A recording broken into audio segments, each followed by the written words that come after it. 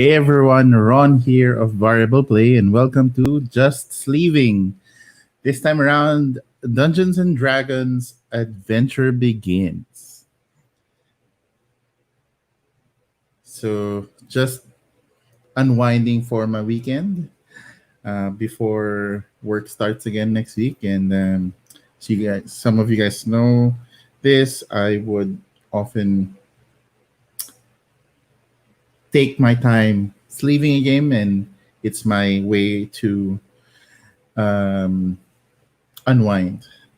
So let me just double check if I have audio. I think I should, but just to be sure. Hey, Ruel, isn't it quite late for you right now, or it's really early in the morning? So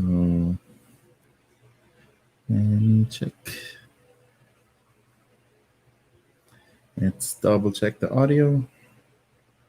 It's easy to do audio check. So, okay. Let me check. All right, I'm good. I'm good. So there you go. We're gonna be, well, in essence, for me to sleeve it, I need to unbox it. Oh, it is. Oh, it's 11 p.m. All right. So something to let you fall asleep before you go to bed. Let's put on some pads in the background. There we go. And we will be unboxing Adventure Begins and then sleeving them. That's it, pretty much. Adventure Begins is like you could say it's like a mini, well, just like the name of it, it's like a way to get introduced to Dungeons and Dragons style adventuring. This is, I mean, they already have a D&D starter pack or starter kit there. I have tried that. This one is nearer to a board game because you do have some boards, you do have some cards, and in essence, it's a co-op where every one of you will be able to experience being the DM or the dungeon master, and it is modular enough that there is a bit of replayability in terms of like a quick character building. You get to build your characters really uh, conveniently. You get a little bit of backstory in them, and yeah, you get to beat up monsters and make up stories along the way. So it would have, of course, less of the rules, but it gives you like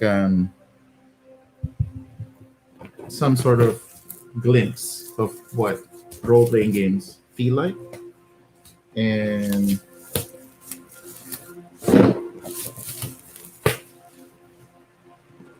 I like it for that fact that it's like a D&D in a board game form. But in essence, D&D, in a lot of it you could say that it relates well to tabletop gaming. All right, so we got some boards. So these are the different maps that you get to go around. You know, I wish they made it double-sided. Uh, that's when I was looking at the videos before. Um, I wish they made it double-sided. I don't know why they didn't do that. Maybe in the next one. Yes. Hey, Mark. So this is it's not like Tomb of Annihilation where you need a DM. This one, every player gets their turn to be the DM. So that's why I want to read the rules. Can you actually play this just alone? Because, I mean, it removes some of the storytelling bits. But if maybe like, I don't know, We can try this. I've been thinking of like ways to play this online with people. Maybe we can do something uh, where it's sort of like solo. I don't think it's solo. It says 2 to 4 players, uh, but I feel like it could play solo because I mean, your turn as a DM. Sometimes you still participate. Sometimes you don't though. So I guess that's where it differs. You get a small rule book. Rules for the game are quite straightforward. Um, so what I also really love about this is the art.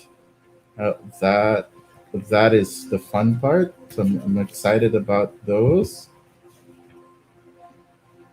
Cool.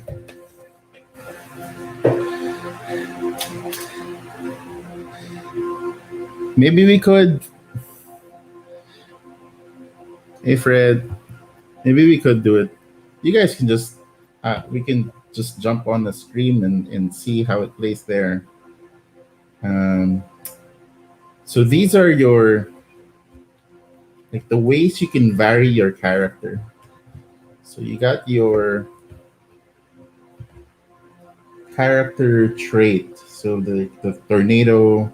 So this is like how you are as a character, but you could also be the sage.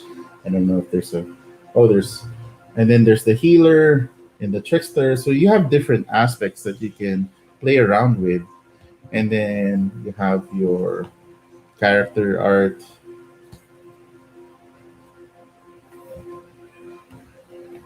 So we'll get to those. Let me just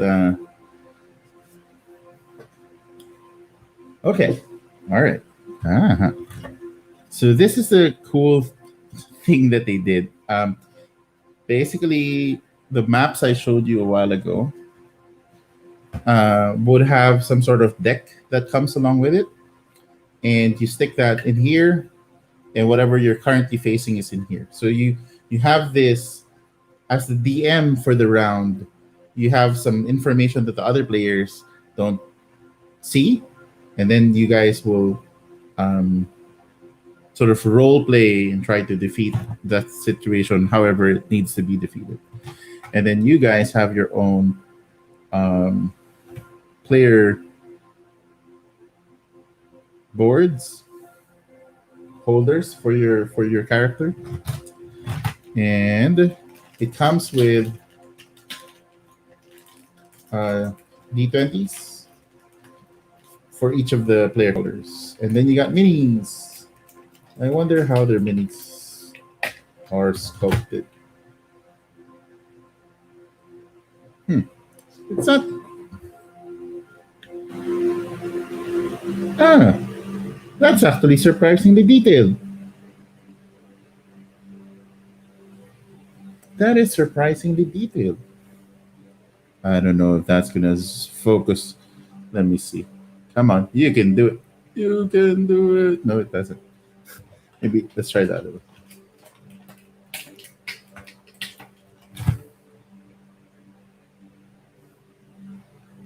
Yeah, there's some facial features there. Yeah, sorry, my camera is blurry. Maybe the hang on. Let me switch.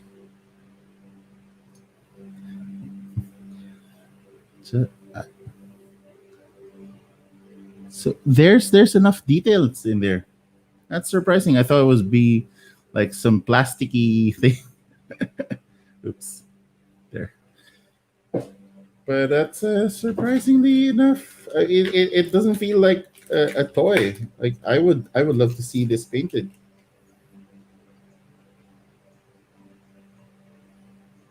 So there's some good details in here. Of course, your hunter elf type. The plastic is a bit soft. I think feels a bit soft. Let me just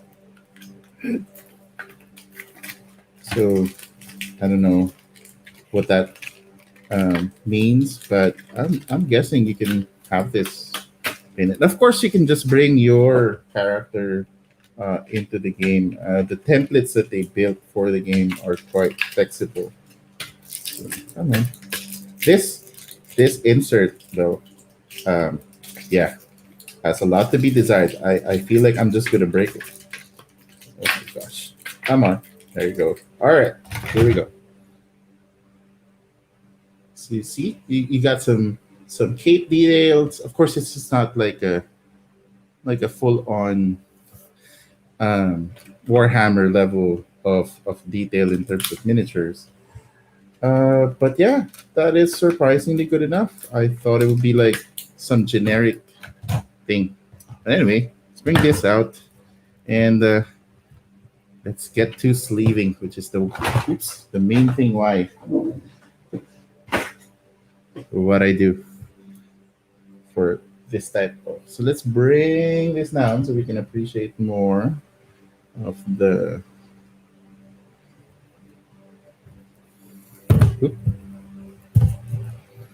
And so it seems to be just all standard cards. So let me just double check. I think we have. I think I have enough. Not sure. I don't know. I don't know. That doesn't feel that it will match. Hmm.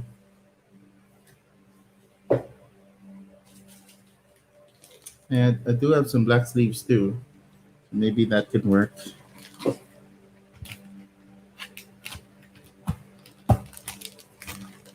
Okay. No, we'll see.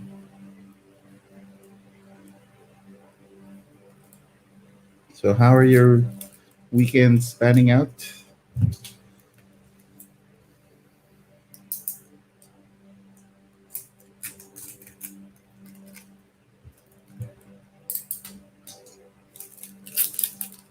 So, I think there's like 98 ish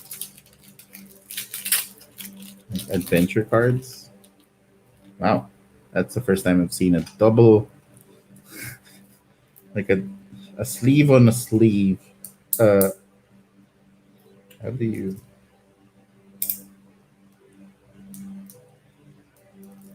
I said it's so bad. Right. Why does it have this black back for a card?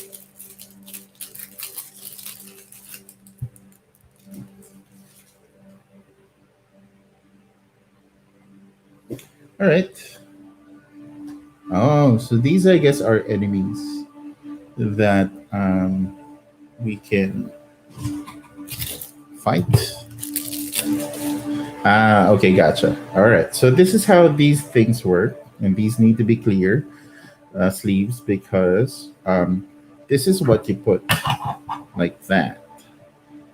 And I just okay. So it's good that they've designed it so that I can actually sleeve it fine without worrying about it not fitting their container. So you put it like that, and the players see the monster like this, and you see the stats. Oops. So that's where sort of the DM shield type thing is how they designed that part. Um, it is a bit the card stock is a bit thin, but that's fine. I like that the insert has a lot of space for cards, so that's good. So let's hope that I don't think this will be enough. So I'm just gonna sleeve it until I could, and then it will be to be continued. Just like that 3 hour session I did before for sleeving Xeno Shift, where it took forever.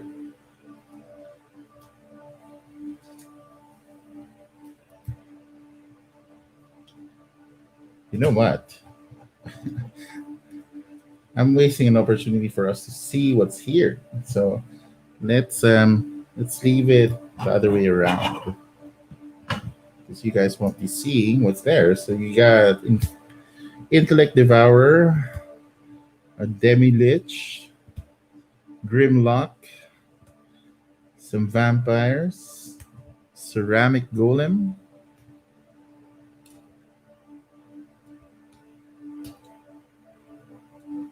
I'll move them here. I think you guys will see that better. Okay, there we go. Black Pudding. I don't know if you guys heard that. That's my dog, and he's dreaming. What's with the this thing? I wonder what this is for. You have a blank black card. When swords fly. That sounds like a um like some anime, like a American style anime move. Oh, I guess I didn't see that. So when swords fly, autos irresistible dance. It's a trap. I don't know if these are spoilers though, so I'm sorry if these are spoilers. I hope not. I don't think it's like a campaign. It's like a one-shot thing. Oops, so sorry. So don't look down. Get out of jail. I wonder what these are for. Ah, so they're like decisions you can do. Rock and roll.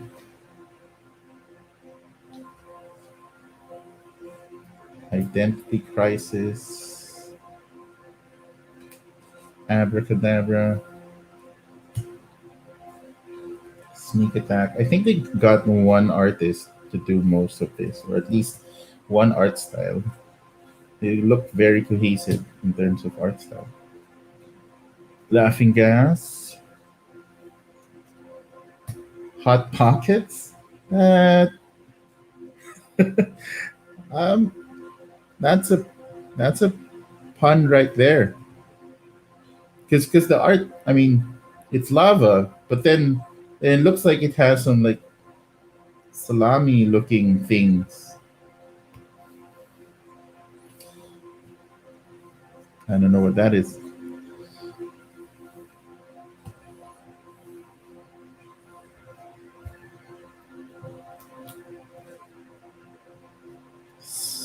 Sally, you've met a shady customer. I think if it's just the art, it's fine. I don't think we're necessarily spoiling like mechanics of the game. Like if I probably show you the stats, that's worse. Lend a hand, lose a finger. Suspiciously convenient. So these are things that you probably encounter along your adventure, and you have to decide how you want to deal with. And I think there are things at the back that tell you, well, here's what you see, and what's your decision. I think this is how they've designed a lot of these cards. We got a fire elemental there, a very adorable fire elemental. And she does not look any scary. I think she's just making bacon. Is that bacon? Then we got a massive basilisk, a rusty gorgon,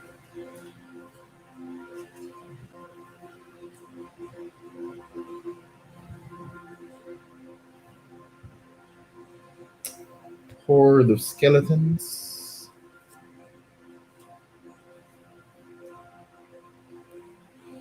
carrion crawler,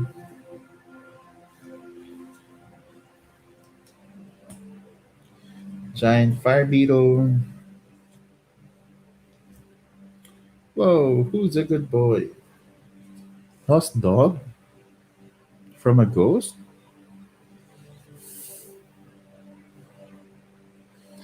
Good night. Good night, Roel. Have a good sleep.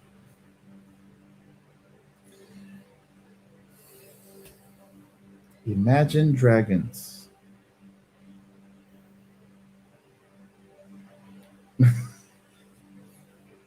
And the dragons are like he's like listening to some electronic music. Proceed with caution. is is adorable. Says Rockabye Vampy. Rockabye Vampy on your coffin. Ice ice baby.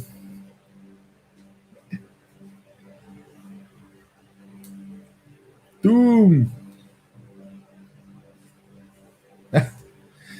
Okay, so the next card is to the death. Right? So can you imagine the art? To the death. You you play figure wrestling to the death. Okay.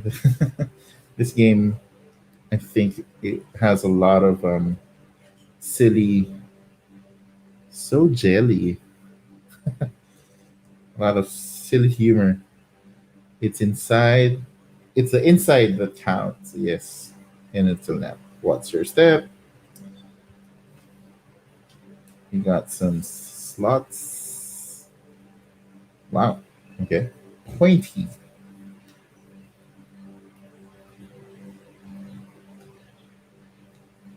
Trouble with tieflings.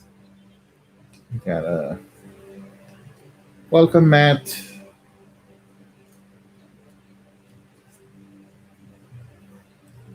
The show must go on. It's so fluffy. Okay.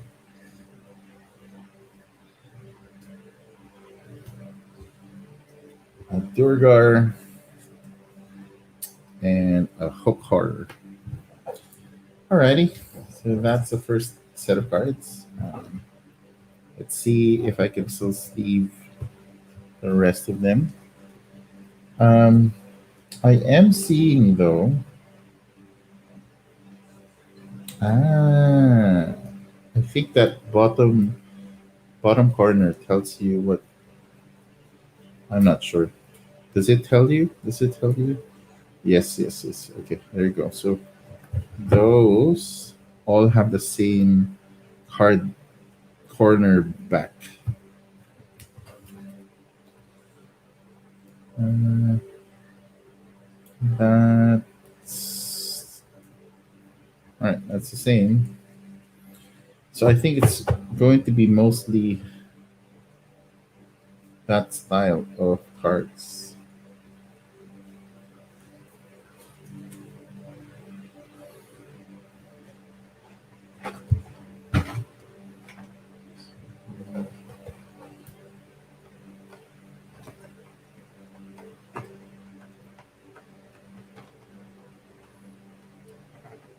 Hmm.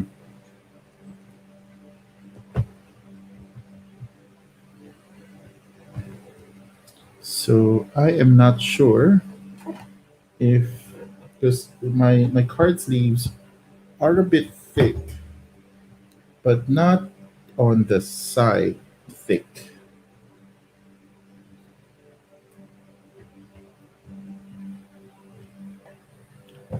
But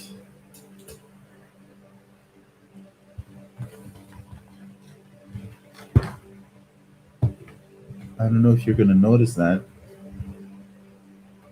it's slightly higher than the the back the side of the box. So that means that these cards, well, they have a give like that, so they're more likely gonna be bent. Excuse me. Sorry. Okay, so let's continue on. Yeah, I don't think I could sleeve most of them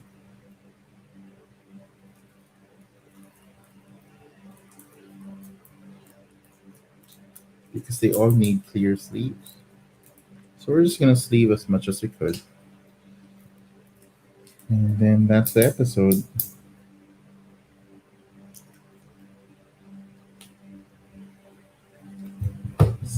Those black covers, I don't know what they're for yet, but I'm just gonna keep them for now because I don't know what they're for.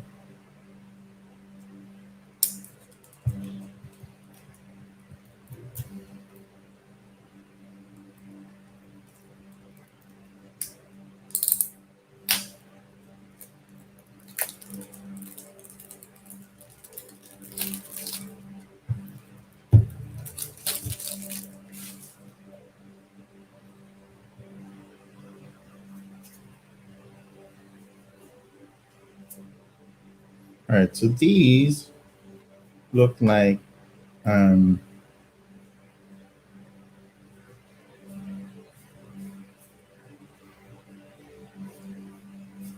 items. I think they're items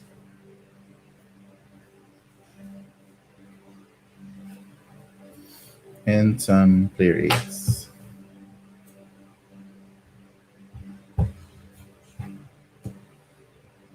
All right, so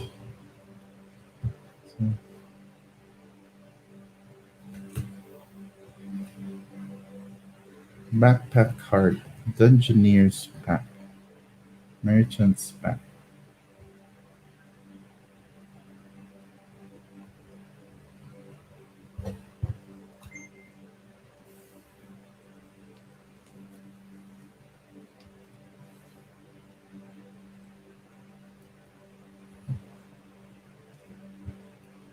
So they're mostly icons, item cards, Kraken.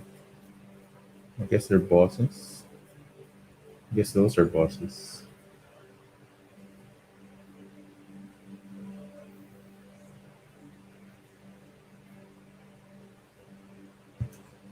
So maybe I can conserve some of my clear sleeves and use the these guys for items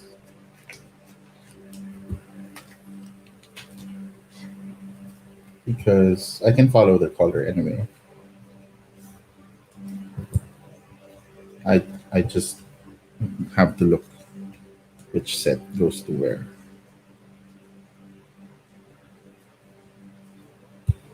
They're already pretty snug. Um,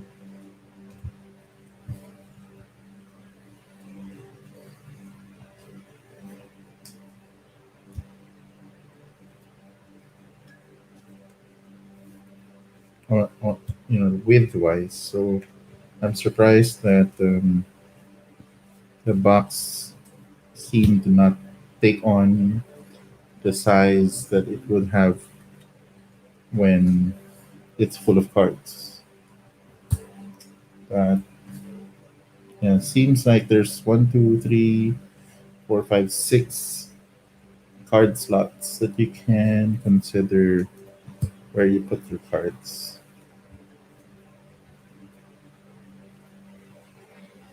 Ah, this is what I've been waiting for. Look at that. It's a baby owl bear. Come on. All right. Focus. Uh, yeah, but basically, it's a baby owl bear. A big reason why I bought the game is because of the baby owl bear.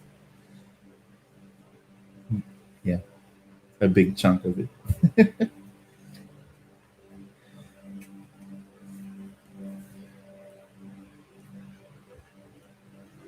Ooh, the One Ring.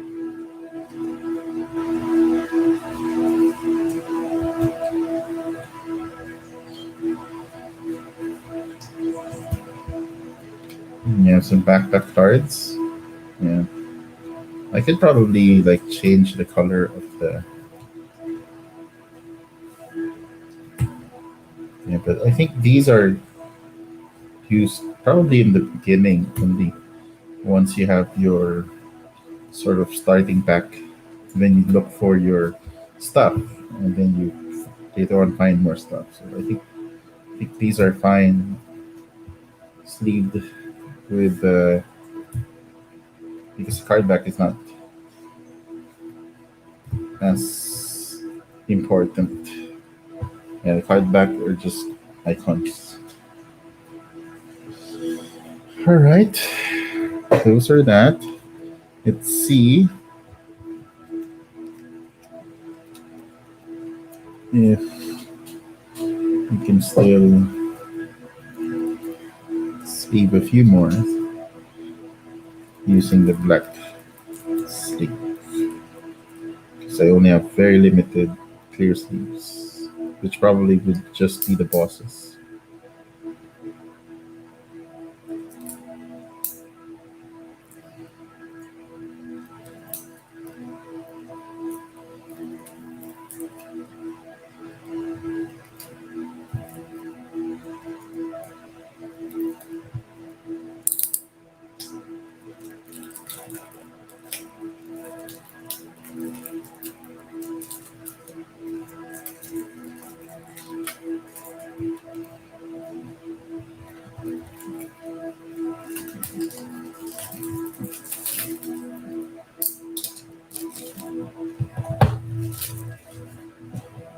All right.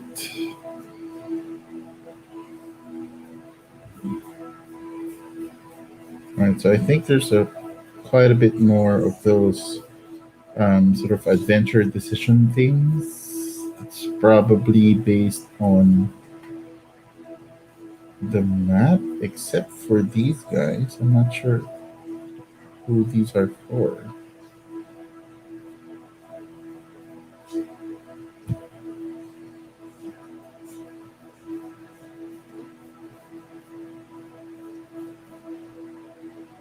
Hmm. Ah, okay. Gotcha. Gotcha. So the the pack is again from the corner. So we got one more. So these correlate to the map.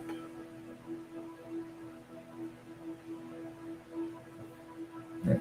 So that's one deck, and here's another. Okay, not so bad. So I just need to um, probably get a pack or two of sleeves, and I'm good.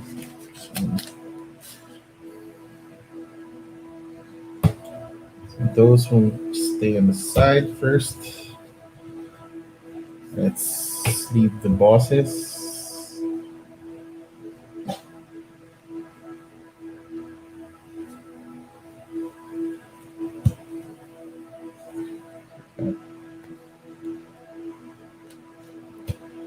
Wrap in 1, 2, and 3. You get the green dragon.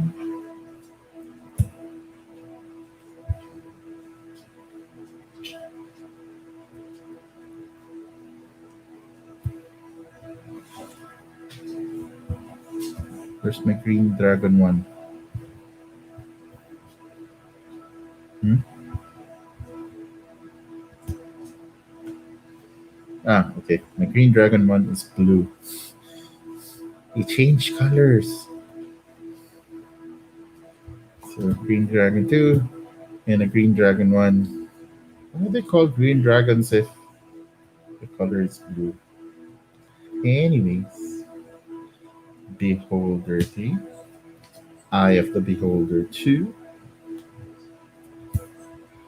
and Beholder 1. Then we got a Fire Giant.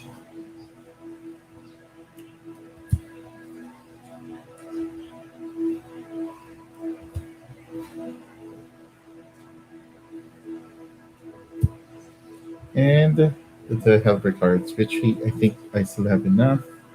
Clear sleeves. or since they're double sided. Awesome.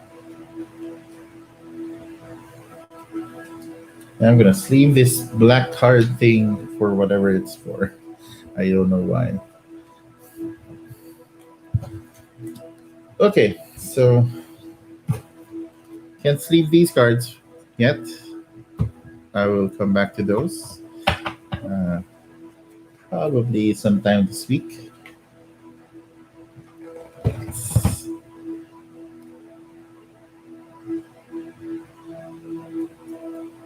So we got the cards, which they kind of, yeah, they fit like that, and they're slightly higher than the edge of the thing. So I don't know. Maybe I need to put that there where it's not as compact. So I guess that's the amount of that's a distance anyway of what has been added because of me sleeving. So I think that's that the original when it's not sleeved. Um, yeah. So even if I use just the basic sleeve, it's already adding quite a bit of height. We'll see when we close the pack.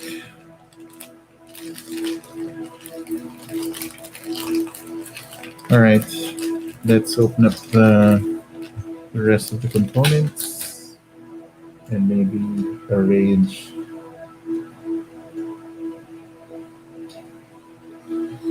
So this, I believe, goes there. You got your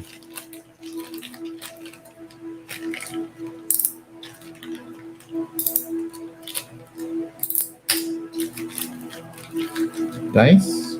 Blue. Oh, this is how you mark the card on their life total. So those are for the enemies. Yes. Okay. You got your yellow die.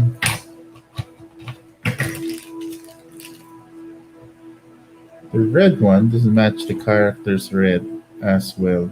You can see the slight difference in color. Same thing with green. That's fine. This is for showcasing the big boss. Let's put that there. And damage dice. So this is how the enemy bosses deal damage.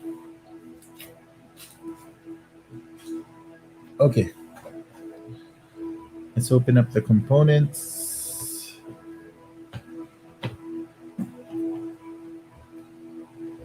So these are aspects. And based on your aspect, you change your skills and um, change the sort of the your main role playing flavor.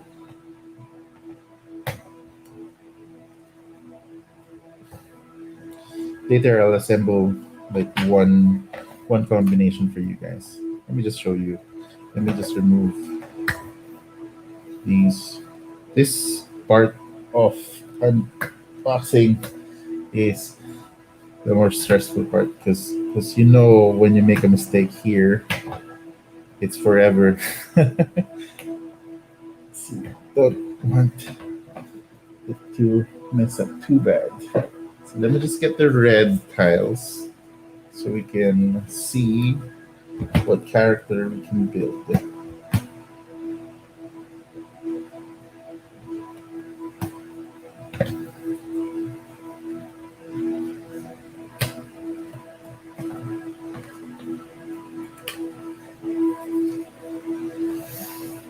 All right. So you have a choice whether you're going to be the champion, the outlaw, Sorry about that. There you go.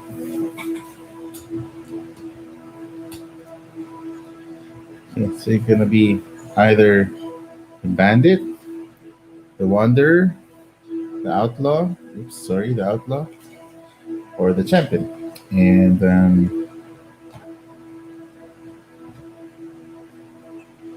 this is your character. So, saying a dragonborn rogue, and you can choose whether it's male or female, and your main skill trait. So the way that works, if I'm not mistaken, is you will be, yeah,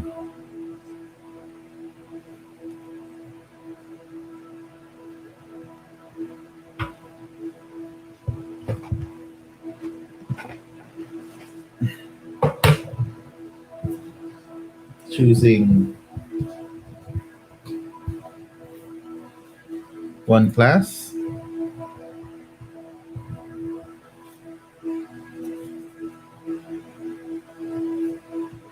Is it like this? I think four. No, no, no. Yeah, yeah, yeah. Gotcha, gotcha, gotcha. So that's correct. So this is your character. You decide whether it's male or female, and then you choose your level, and you can only go up to level 2 in this game, and your trait. So it will look something like that, and this is your life. So it will look something like that. So we'll start out at 10 life, and we're gonna put in.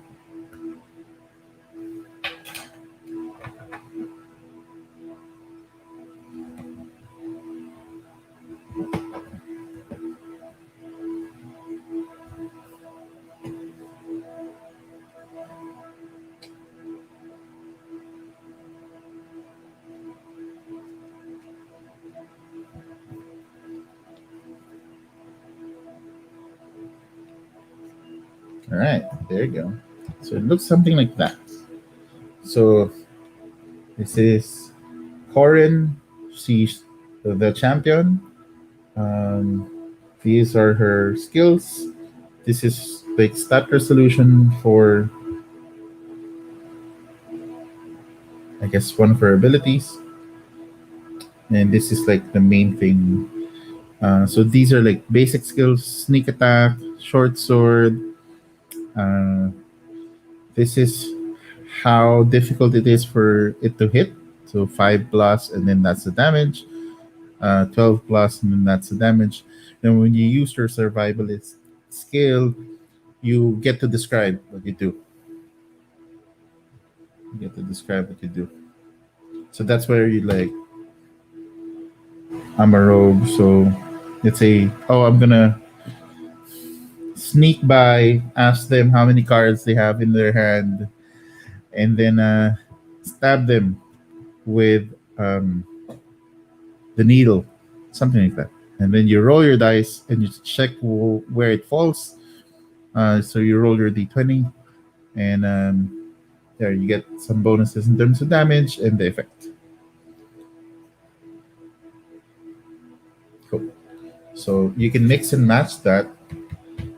So you can just on this alone, there's like a lot of like replayability, because you get to try out so many ways for you to play, similar dungeons. And of course, for board gaming, it's uh, the aspect of it being that replayable is quite fun.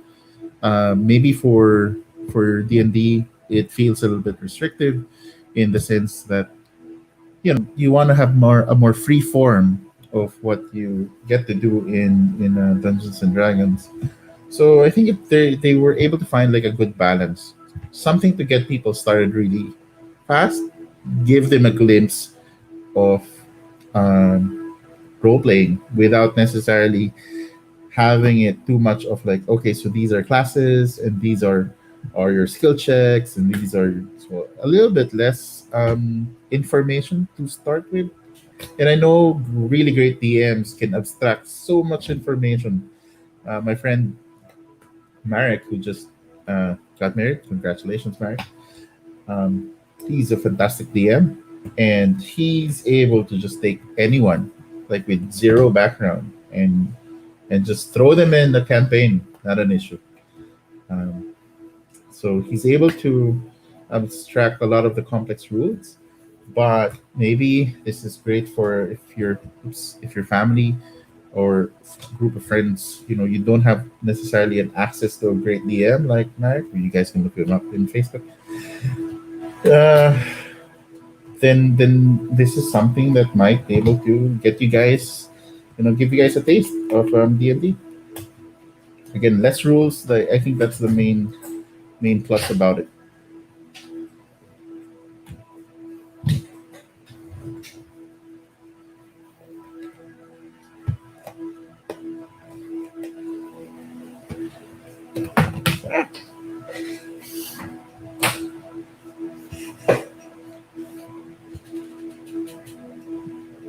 So I know you guys have been working at home, right? So my chair, I can't. I always have to be very very careful because my dog is always sleeping right behind me,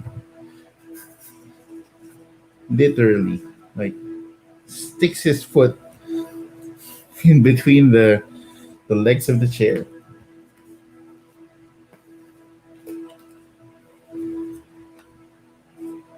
So I always have to be very careful. Be very, very careful.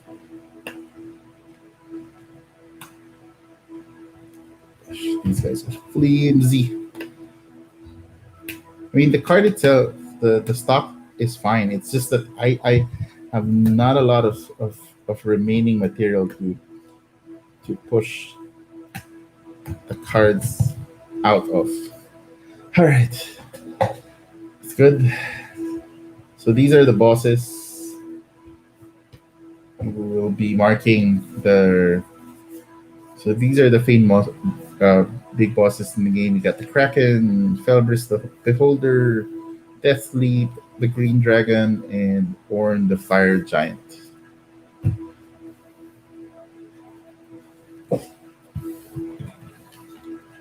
So I did mention that you guys get to level up in the game. And you do that by buying your level. You get coins as you progress, defeat enemies, and whatnot. So these are those coins, and I think it's like 5 coins to level up, something like this. The game is also very friendly in the sense that when you um, uh, die, lose basically all of your life, you get to revive yourself next round by basically using all of your money. So it's kind of using your chance to level up as well. So leveling up here, because there's only 2 levels, you kind of just want to do that at the time you need it, because when you level up, um, you get to heal up. So that part is kind of very game like for me. Like, ooh, level up, and you magically heal yourself. So that aspect is also familiar for people who like to play RPG games. Oh, gosh, on the PC. Oh boy, there you go. Almost done.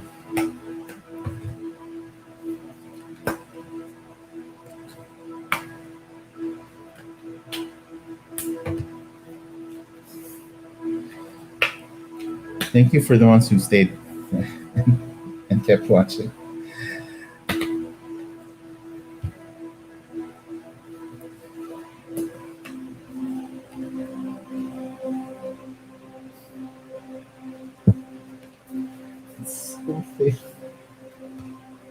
There you go. Last two. And we survived.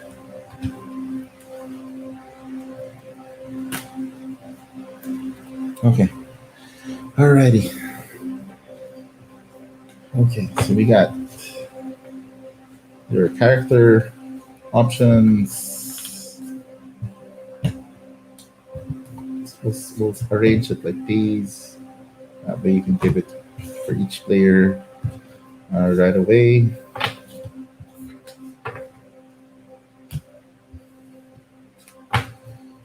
So you always are thinking about like the speed to play or your deployment speed uh, when running games. So the faster you can start,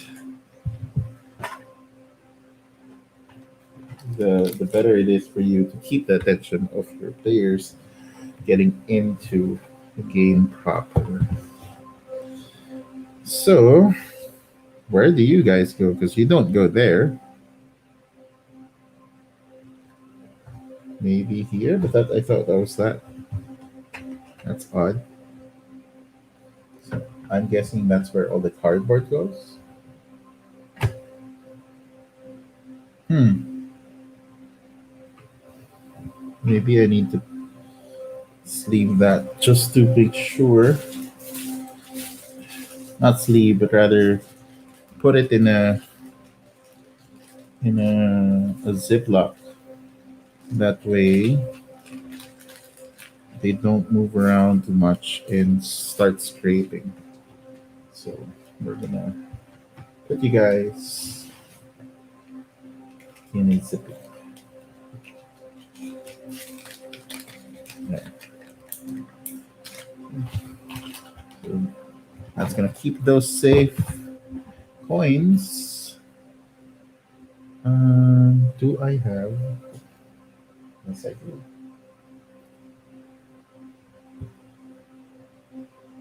I'm gonna put them in a coin bag just to add a bit of flair to it. I know they're not metal coins, but still. And because I did that, I can also put these guys that can move around also into the back and keep them more securely inside the box. Alrighty. So last bits of things we need to arrange. Huh. Where does this thing go? So you guys, I guess, go like that. I see.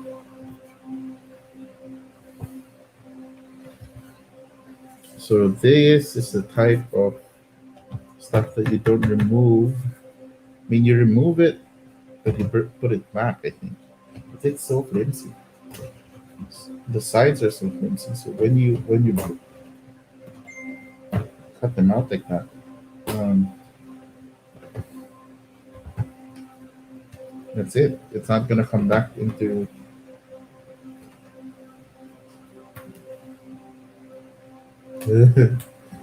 Scary.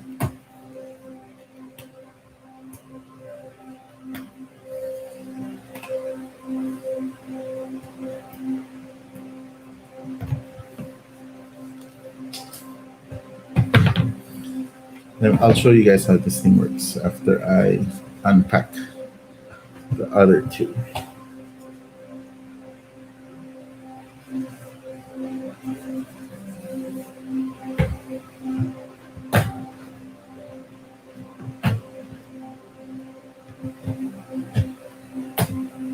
I really don't like this. It's super thin edge. It feels like you're gonna break the main boards. And I think they really missed out on just maybe adding a bit of flavor, even if it's just the same art. Make it like a night version of that space.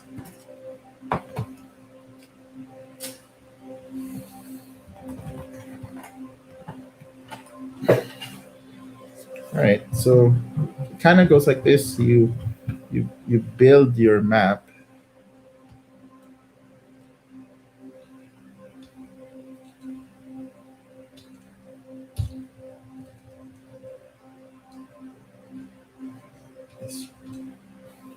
So sorry. Uh, okay. I, why won't it?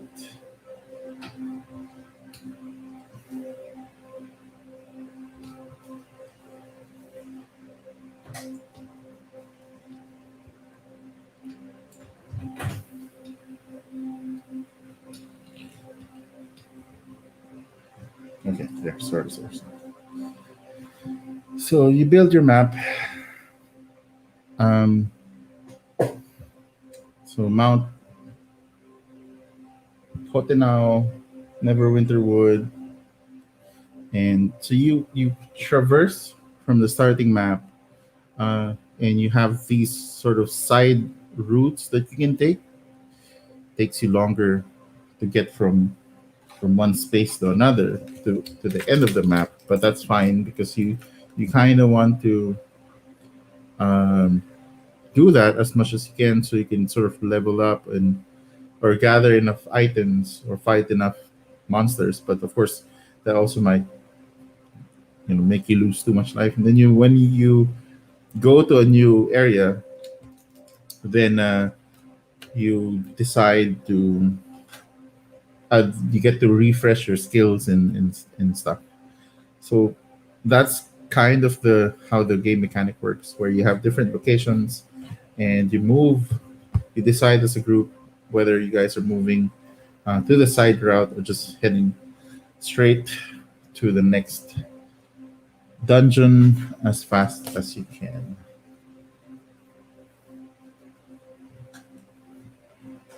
Alrighty. So that see that I also how do I not do I have a I think in my office I have something that's big enough for this size. Anyways, all right. So I guess that's kind of how it works. Maybe let me see if we can utilize some of the.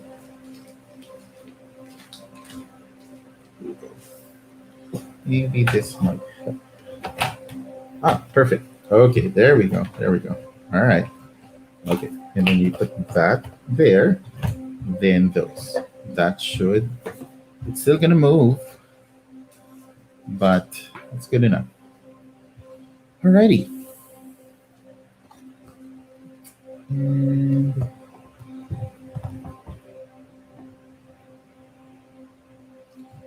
so this is from Wizards of the Coast. Really good that they're getting into board games more and more. That's a good thing. They do have the resources. And yeah, what I need to do is to probably re-sleeve this to smaller sleeves. The perfect fit ones should help in the box at the moment. I don't know if you guys see that. It's not balanced so because the cards are sticking up, and the box itself is not heavy cardstock. So that means that it won't sort of slide them down. So we'll see if I using some perfect fit sleeves would improve that one. So thank you everyone who stayed. Um, I hope you guys have a good weekend. And this was Just Leaving. Dungeons and Dragons Adventure Begins.